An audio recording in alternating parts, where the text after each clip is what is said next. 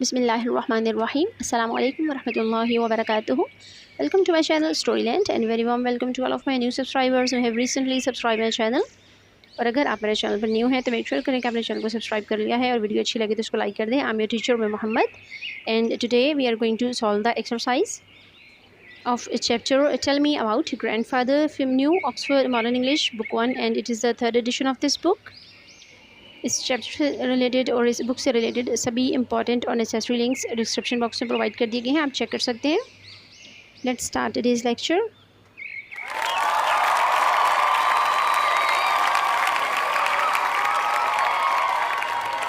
Rabi ज़िदनी इल्मा rabi ज़िदनी इल्मा rabi ज़िदनी इल्मा.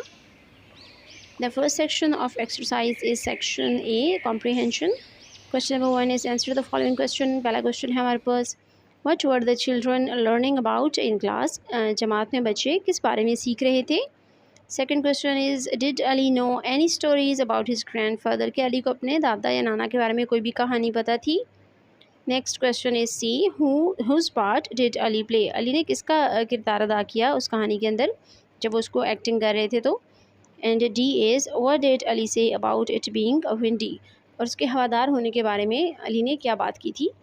Last question is why do you think the three children giggle? और आपको क्यों लगता है कि वो तीनों बच्चे हंसे क्यों थे, अहमकाना तरीके से क्यों हंसे थे. The answers of these questions are number 1 the children were learning about families. जमात में बच्चे ख़ानदान के बारे में सीख रहे थे. The answer of the second question is no. Third is Ali played the part of his grandfather. Ali ने अपने दादा अबू या नाना अबू का किरदार अदा किया. D is Ali said my here is blowing in the wind. हवा के बस के हवादार होने के बारे में अली ने कहा था कि इसकी जो हवा चल रही है इसकी वजह से मेरे बाल उड़ रहे हैं. E the children might have giggled. बच्चे हो सकता है इस वजह से हंसे हों बिकॉज क्योंकि they found the story funny और because they were a bit embarrassed about performing in front of the class. कि उनको ये कहानी मज़ाहिया लग रही थी या ये वजह भी हो सकती है कि वो क्लास के सामने परफॉर्म करने में या अदाकारी करने में शर्म महसूस कर रहे थे. ये दोनों वजूहत हो सकती हैं. The next section of exercise is section B, working with words. Question number 1 is some of the words in the story were not heard correctly. इस स्टोरी में कुछ वर्ड ऐसे थे जो वो ठीक से सुन नहीं पा रहे थे क्योंकि वो सब ओल्ड पीपल थे और उनका हेयरिंग प्रॉब्लम था. तो कुछ वर्ड्स जो है वो समझ नहीं आ रहे थे उनको एक दूसरे के. What did the listener hear when these words were said. जब ये अल्फाज बोले गए तो जो लिसनर था, जो सुनने वाला था, उनको क्या समझ आ रहा था. ए है हमारे पास शॉप, पहला वर्ड. जब शॉप बोला था तो उनको हॉप समझ आया था. Next is windy. जब ये वर्ड बोला गया तो उनको वेडनेसडे समझ आया. सी वर्ड है हमारे पास थर्सडे और थर्सडे उनको समझ आया था थर्स्टी. डी है स्टॉप. स्टॉप जो था वर्ड इसको उन्होंने शॉप समझ लिया था. और लास्ट वर्ड है हमारे पास बाल्ट. जब बोलने वाले ने बाल्ट बोला तो उनको बोर्ड समझ आया. Now there is question number 2. The letters of these of the following words are jumbled. हमें जो वर्ड्स दिए गए हैं इनके लेटर्स जो है वो जम्बल कर दिए गए हैं, यानी उनको अरेंज नहीं किया गया. What are these words? ये वर्ड्स क्या हैं? You will find them in the lesson. और ये सभी वर्ड्स लेसन ही चूज़ किए गए हैं. इनको हमने अरेंज करना है और इनको ऑर्डर सेट करके उसके बाद बताना है कि असल में ये वर्ड क्या है. यानी ये तो इनकी जम्बल्ड फॉर्म है ना, तो अरेंज करने के बाद ये क्या वर्ड्स बनेंगे. The answer is A thirsty, B blowing, C windy, D clapped, E giggled and F is shave. इसके बाद है हमारे पास क्वेश्चन नंबर 3.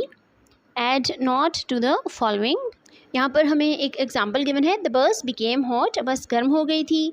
हमने नॉट यूज़ करना है तो the bus did not become hot. और यहाँ पे हमने डिड नॉट यूज़ किया है बिकॉज यहाँ पे जो हमें सेंटेंस गिवन था उसमें सेकंड फॉर्म यूज़ हुई थी, बिकम की बजाय बिकेम यूज़ हुआ था. और इस सेंटेंस में कोई हेल्पिंग वर्ब नहीं है तो नॉट के लिए हमें हेल्पिंग वर्ब चाहिए होता है.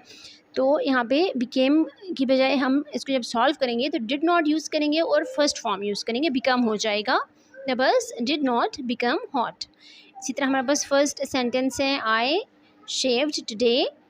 B is they could hear very well. C, I do want to get off and shop. D, it is Wednesday.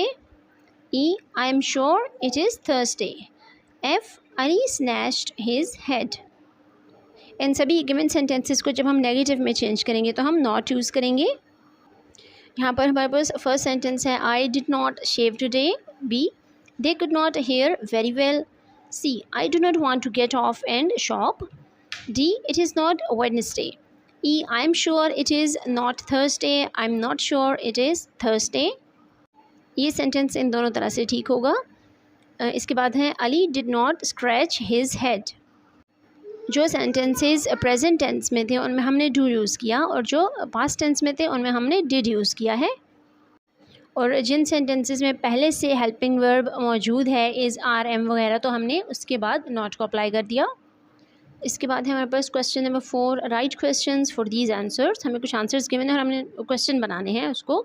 In sentences को या स्टेटमेंट्स को हमने इंटेरोगेटिव सेंटेंसेस में चेंज करना है। Use WH words like why, when, where, who, what etcetera, यानी इन सब वर्ड्स को यूज़ करके हमने इनको क्वेश्चन की फॉर्म में चेंज करना है। You can also use did and was. आप डिड या वाज भी यूज़ कर सकते हैं according to the sentence. Sentence हमारे पास ए है, grandfather was bored. B. They whispered and giggled. And C. They got off to have coffee. इसको जब हम interrogative sentences में change करेंगे तो first है Was grandfather bored? B.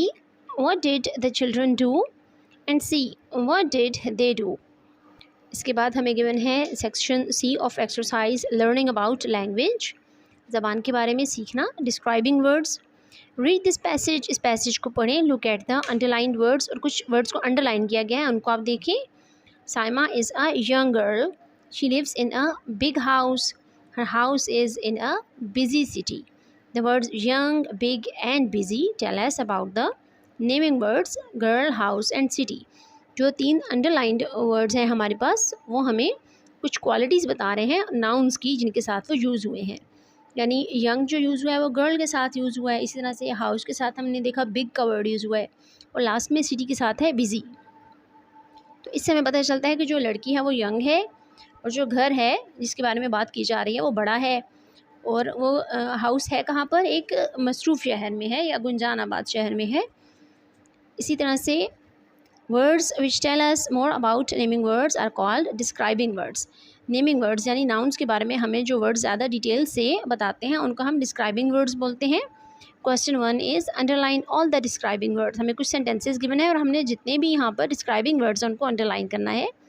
ए है, Aslam is an old man but he is a strong man. B, he lives in a small house. C, his house is in a large village near a wide river. D, Aslam has a fine boat. And E, look at the huge fish he is pulling out of the deep water. इन सारे given statements या sentences में जो describing words use हुए हैं वो हैं A old, strong, B small, C large, wide, D fine, E huge, deep.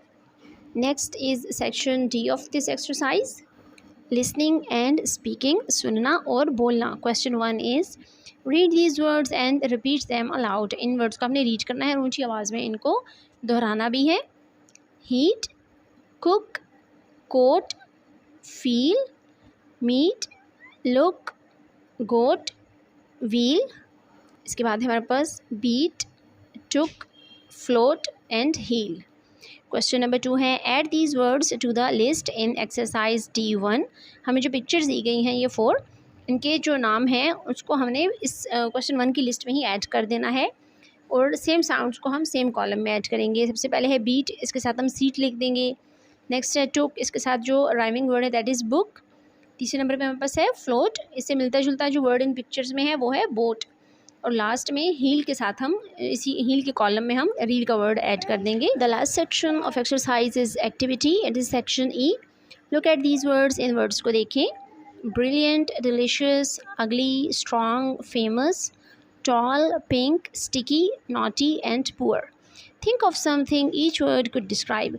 और हर वर्ड्स के बारे में, जितने भी वर्ड्स हैं इनमें से हर वर्ड के बारे में आपने अलग अलग सोचना है कि ये किस चीज़ को डिस्क्राइब कर सकता है। Write down the describing word from the list and your word. अब जो आपने वर्ड सोचा है वो और इस लिस्ट में से एक वर्ड को आपने चूज़ करना है। एग्जाम्पल हमारे पास गिवन है ब्रिलियंट, ब्रिलियंट के साथ हमने जो वर्ड सोचा वो है डायमंड, तो ये पूरा फ्रेज़ बन गया brilliant diamond. Now work with a classmate, अपने एक हम जमात के साथ काम करें। Don't show him or her your list, उसको अपनी लिस्ट आपने नहीं दिखानी। Read out one of your words to him or her, और अपने उस फ्रेंड को आपने एक वर्ड बताना है। फॉर एग्ज़ाम्पल डायमंड बता दें आप उसको एक word. Can your classmate guess which describing word you have paired with it. क्या वो गेस कर सकेगा कि आपने कौन सा वर्ड इसके साथ पेयर किया है। व्हेन यू हैव फिनिश, जब आप इसको मुकम्मल कर लें, use the phrases in sentences of your own. In phrases को अपने सेंटेंसेस में भी यूज़ करें आप। हमें इस लिस्ट के अंदर जो भी डिस्क्राइबिंग वर्ड्स गिवन हैं उनको यूज़ करते हुए हम यहाँ पर फ्रेजेस बनाते हैं। सबसे पहला हमारे पास delicious cake, next is ugly thought, number 3 पे है स्ट्रॉन्ग मैन, इसके बाद है famous hero and tall tree. Next है हमारे पास pink shirt, sticky notes, naughty boy and poor lady. This was the end of this lecture. Hope you liked it. Thank you for watching. Subhanakallahumma wa bihamdika nashhadu an la ilaha illa anta nastaghfiruka wa natubu ilayk. Wassalamu alaikum wa rahmatullahi wa barakatuh.